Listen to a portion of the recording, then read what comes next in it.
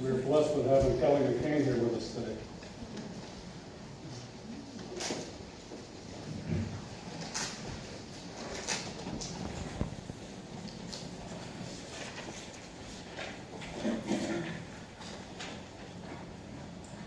Bear with me, my notes got a little jostled.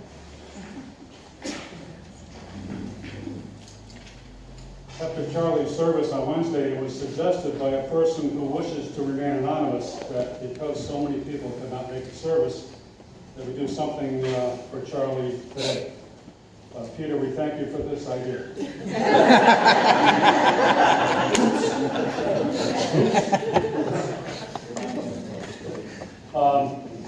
I'm going to be reading parts of what Dave said. Kellie's going to say her parts. I'm going to do Sarah and Joe. Anyway, this is the following from Dave's.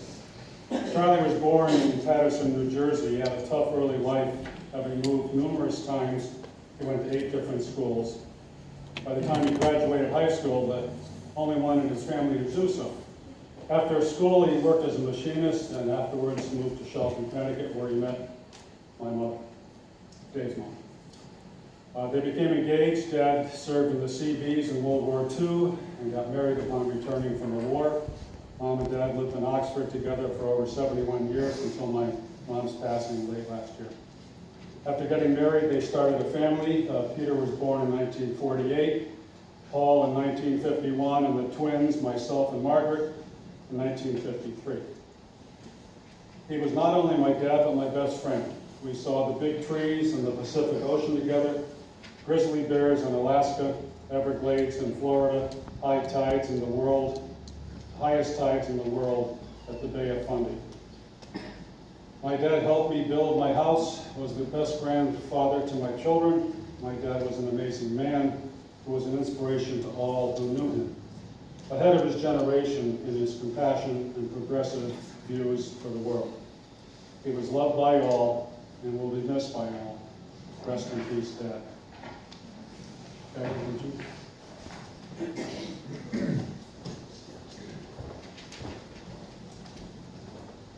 Thank you, Mom.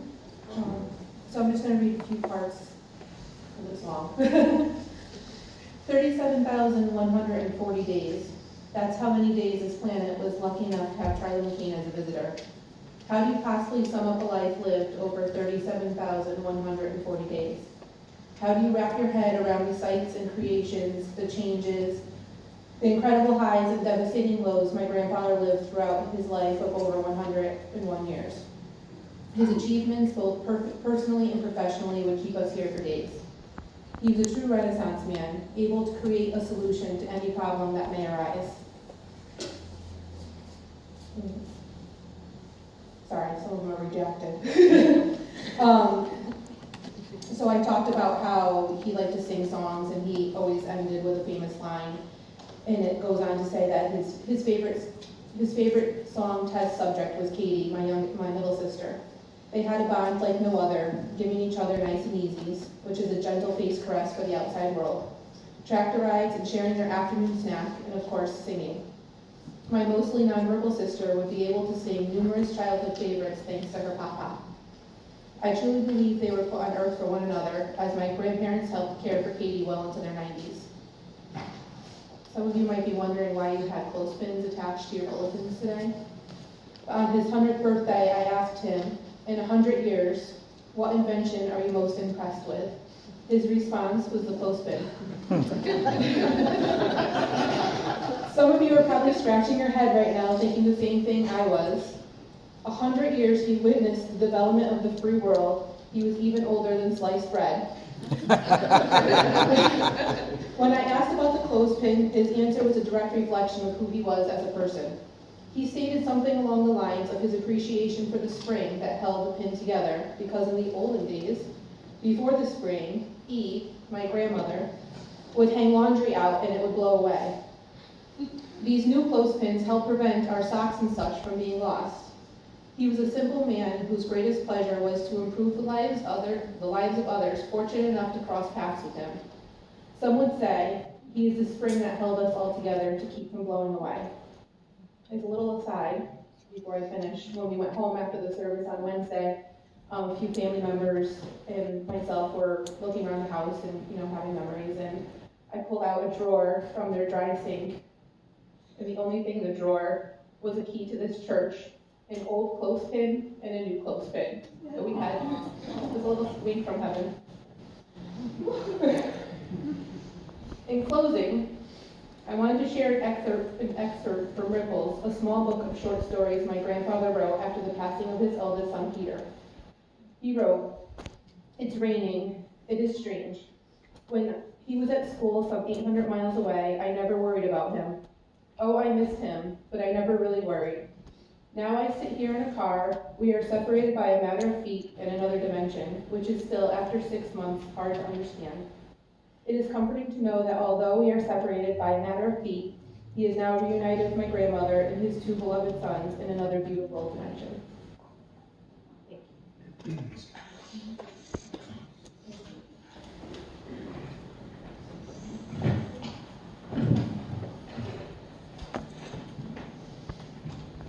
This is from Sarah, the youngest daughter.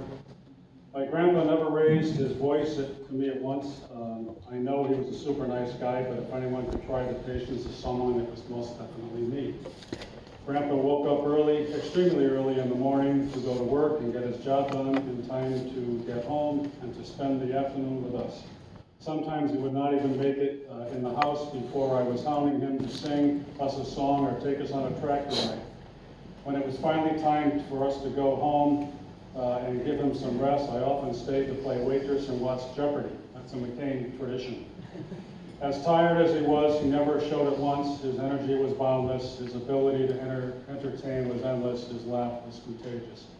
As I got older, I began to understand how brilliant my grandfather was. In addition to him, the first one in his family to finish high school. He was an inventor and could fix nearly anything. As a progressive thinker, Grandpa wrote down at least a fraction. I wish he had wrote down at least a fraction of the wisdom he bestowed on me and our many conversations we had in my short time with him as an adult. While these aren't my words, I would like to end by sharing a quote my grandpa gave me after his stroke when I was a freshman in college. The longer I live, the more I realize the impact of attitude on life. Attitude to me is more important than past and education and money and circumstances than failures and success with what other people think about you. It is more important than appearance, giftedness, or skill. It will make or break a company, a church, a school, a home.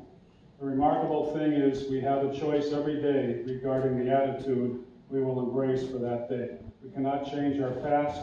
We cannot change the fact that people will act a certain way. We cannot change the inevitable. The only thing we can do is play on the one string we have, and that is our attitude. I am convinced that life is 10% of what happens to me and 90% of how I react to it. We are in charge of our attitudes. Charles Swindoll. Remember, when a pebble is cast into the water, it creates a ripple. May we all strive to live a life like Charlie, full of optimism, faith, and great attitude. Joe?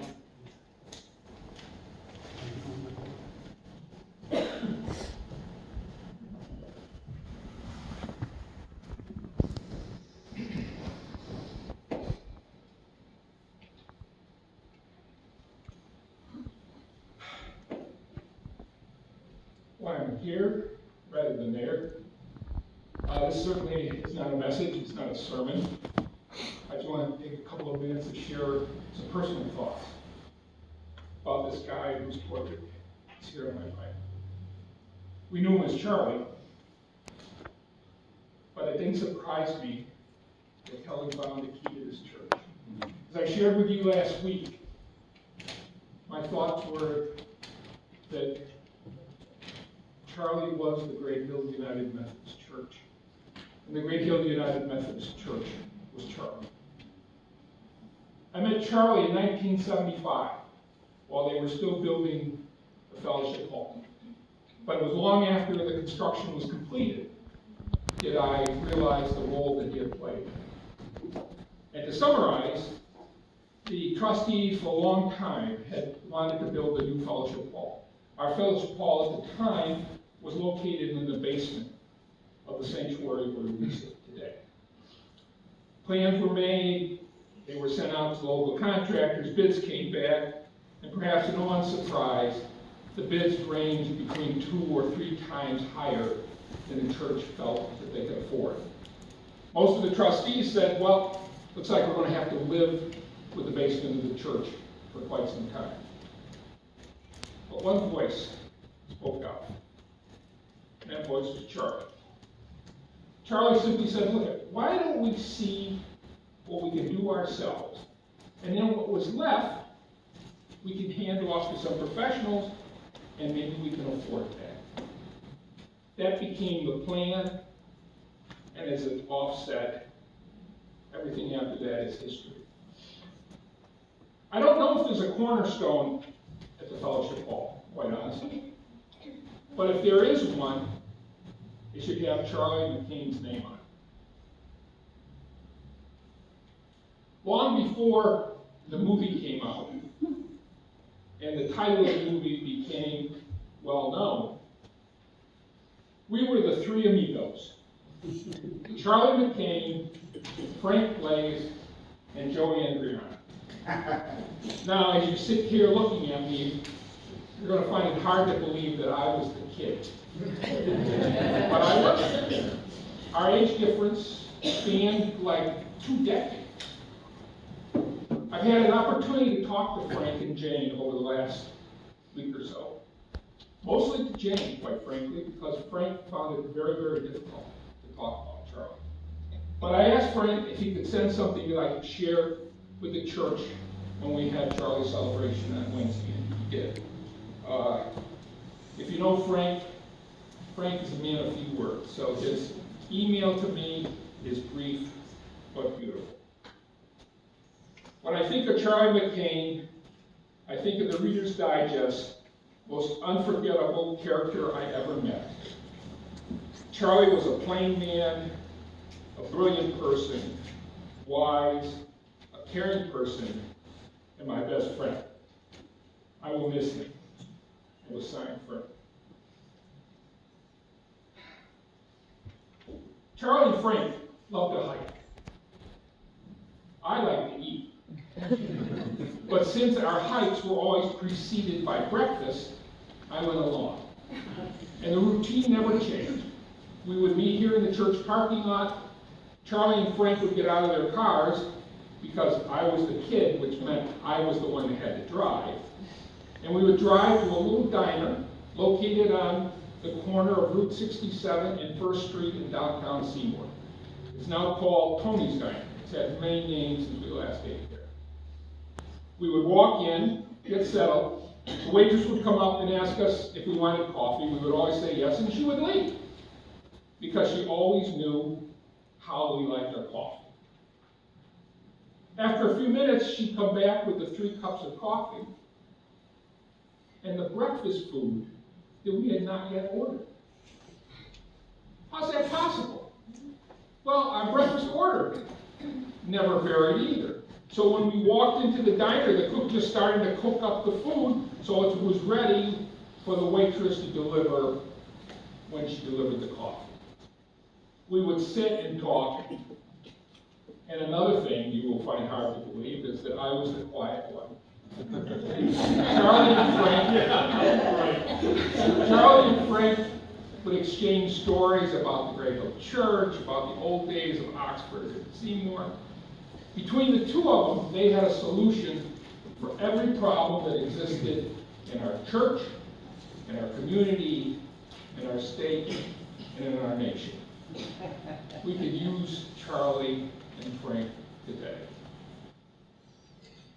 Eventually, the waitress would bring over our tab, and that routine never changed either. As soon as the check hit the table, either Charlie or Frank or both would remind me that I was the only one that was working. They were retired, so the deal was I would pay the tab, and they would split the tip. To this day, I consider that to be the best money I ever spent. Well, Charlie's gone now, but he's certainly not going to be forgotten. Certainly not by me and by many of you. Every time I hear that furnace kick on downstairs here, I'm reminded of Charlie telling me on a cold Sunday morning, Charlie would walk down the hill, come to the church, to stroke the cold stove that was used to warm the sanctuary for our worship service. Every time I drive into the parking lot and see our beautiful fellowship hall, with its red roof and now the solar panels, I say to myself, you know, that might not be here if it were not for Charlie McKane. And lastly, every time I drive out of Carriage Drive, turn left on Quaker Farms Road. As I get near the corner of Tram Drive, and I see that little driveway that winds itself around to the house that Charlie and me lived in, I'm reminded of all the times that Charlie told me, Joe, I hammered every nail that went into that house. I lived there for most of my life. And that's where I'm going to die. Well, Charlie, my friend, my inspiration, my mentor, your wish has been fulfilled. May God bless you day and every day.